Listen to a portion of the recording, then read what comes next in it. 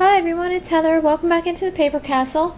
I wanted to show you what I found this weekend at the yard sales I went to. I was only able to go out on Friday. My mom and I were out together all day on Saturday. Met a few other ladies from YouTube, so we had a really good time. But I'm going to jump right in and show you all what I bought.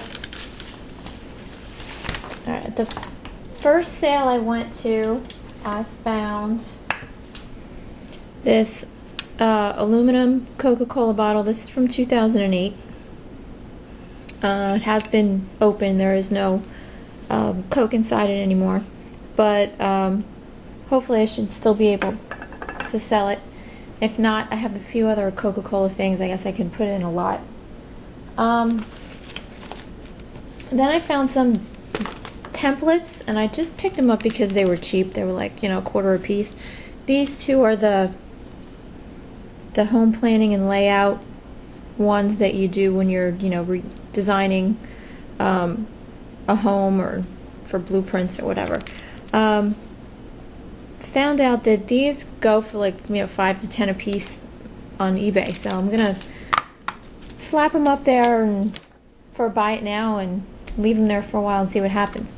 Then I found another template which I found was really interesting. I had never seen anything like it before. It's the Keller crime scene template for law enforcement crime reports. I just thought it was so funny. It has, you know, torsos and body parts, and then it just has like random things. Like it has weapons. There's an axe. There's knives. Pocket knife, butcher knife, machine pistol, crowbar, poker. But then it also has like a rolling pin, nunchucks. I mean, how many crime scenes have you seen where there's actually nunchucks there? A star, I don't know what you would need the star for. A urinal. And then this one right here is a view of a hanged man from like above looking down on him. It's just weird. And of course I had to show this to my husband because my husband and I always joke around. We got life insurance, I guess almost a couple years ago. And I guess within the first 2 years if something happens they always investigate, but after 2 years has passed they don't really investigate. So we always joke around, you know, that the 2-year anniversary is coming up and then, you know, game on. So I bought this and he's like, oh great, are you planning something? Because he always catches me watching that show Snapped.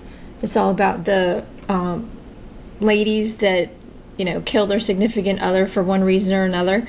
And he's like, oh, are you taking notes? I'm like, no, I only watch the ones where they're not in the prison uniforms because that means they got away with it. I said, if I see them interviewing them in a prison uniform, I said, change the channel. Like I said, we have a really twisted sense of humor in our house. Then there was a sale right next door to that one. And I only picked up a few things there. I got this Dora iridescent mini treat pans from Wilton. It's brand new in the package. The cellophane is ripped in one spot, but that's okay. And I got this Strawberry Shortcake and Her Friends book. This is from 1980, and it's in really, really nice condition with really nice color illustrations. Each one of those I think was 50 cents. And then I got this guy who I showed in my last video when I was showing you guys some of the things I had sold. And thank you so much everybody who left comments about him. I learned so much from all you guys. Things that I would have never known in a million years. So thank you very much for the links to websites and all the info on him. Turns out this guy is Action Man. He's like the European G.I. Joe. He's from Hasbro. He's marked Hasbro 1996. And he originally, I found out from one of my viewers that he came with a Moonraker space buggy So he does not have the vehicle. He's also missing his gloves, his helmet, and I think there's a couple tools that were stored into this pack. But supposedly he's one of the more rare figures, so I'm hoping that he sells. I only paid about 50 cents for him. And the other thing that I learned, excuse me, other thing I learned about him and G.I. Joes in general, which I didn't know, is someone told me that if you want to find out if it's a G.I. Joe, look inside their right thumb. His thumbnail is actually inside his thumb instead of outside. So I thought that was a really cool tip because I never knew that. Okay, then I went to one more sale. The lady had a whole mishmash of stuff. Sorry guys. She had a whole mishmash of stuff, and it was all pretty cheap, so I just bought a whole bunch, and we'll see what sells and what doesn't. I think this little guy was about 50 cents. He is a Bear Force of America bear, dressed in his little flight suit. And the tag is dated, I think, 1989. It's hard to see it. 1989.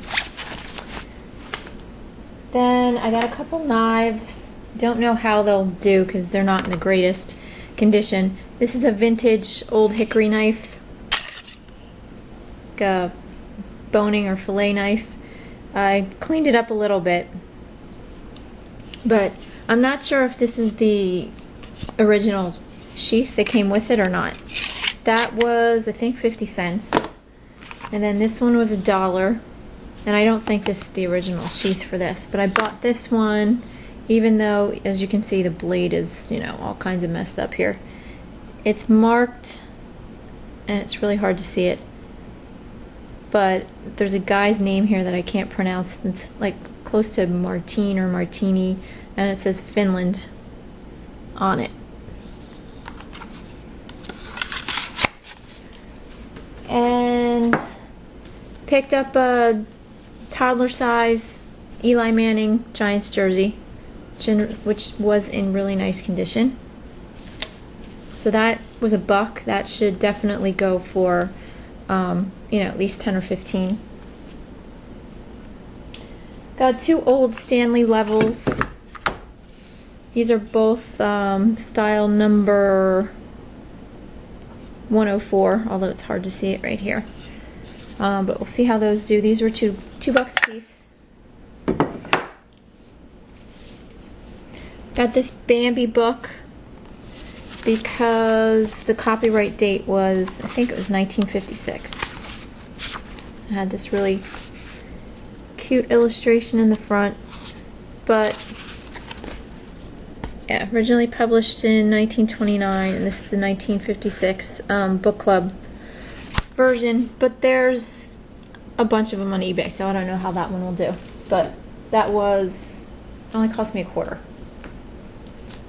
Then she had some dolls. These were, I guess, her own personal dolls from when she was a little girl. These two, I don't know, they look kind of evil. They look like they're up to something. Kind of creepy looking. But these are both marked Japan, I think, and they don't really have any other name on them. I think this one might be in her original clothes, and I doubt that this one is. But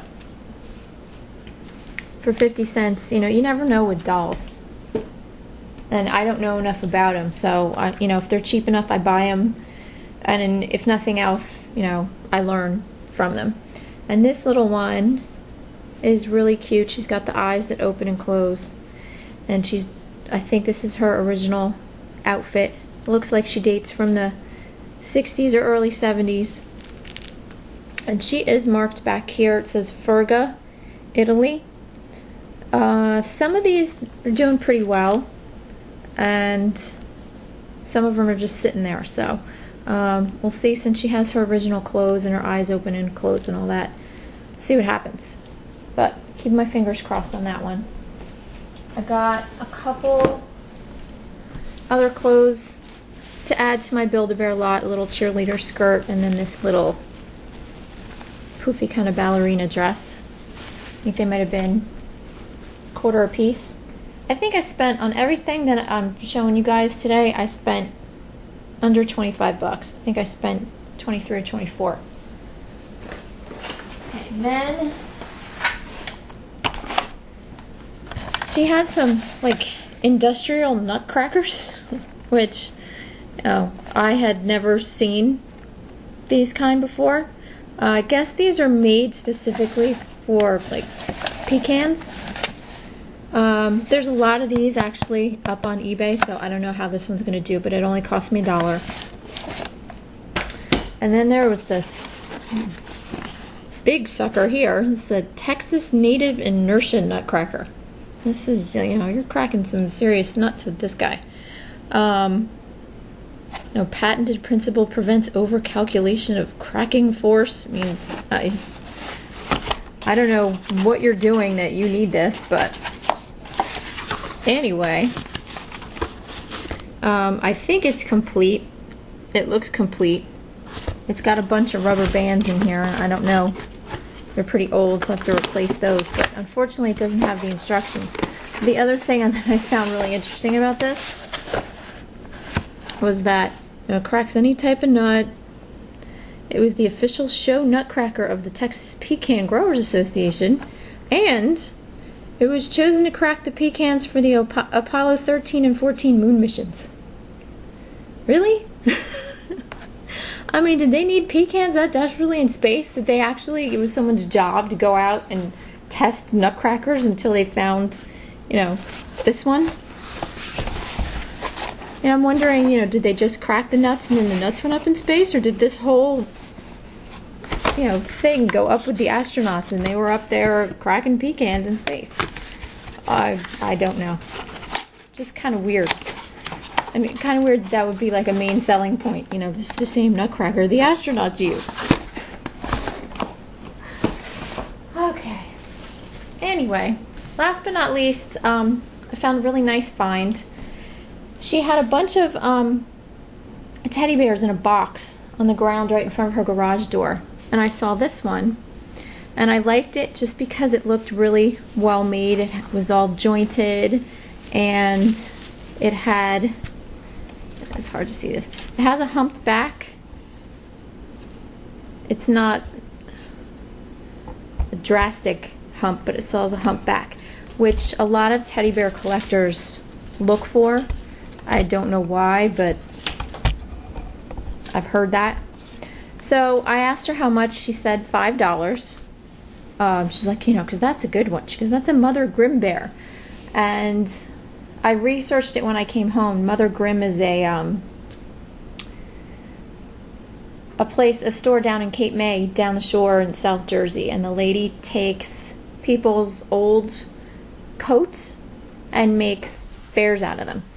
And I don't wear fur, and I don't like fur, and I kind of felt bad after I got it home when I realized that this was made out of, I think this is curly Persian lamb's wool, and then I think the ears are chinchilla.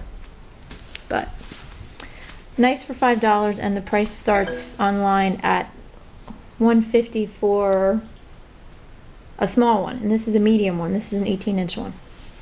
So I'm going to put it up for $99 or more and see what happens. So that's it, everyone. Like I said, I only went out on Friday, so I am going out this weekend, so I'll be back next week and I'll show you everything I find. So good luck picking, and I'll talk to you soon.